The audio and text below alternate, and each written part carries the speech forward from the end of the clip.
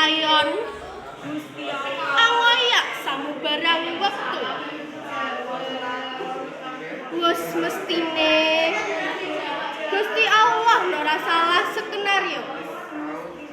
lakon-lakon kang padha ngadeg anyangga abote urip nang donya wis mestine Gusti Allah ora salah nulis skenario lakon-lakon kang padha glundung ngiteri jagat golek upo wis mestine Gusti Allah ora salah nulis skenario lakon-lakon kang padha nyandong nyuwun padhoming pangupa jiwa nganti tumekane Siti Wanci lakon-lakon padha dadi layon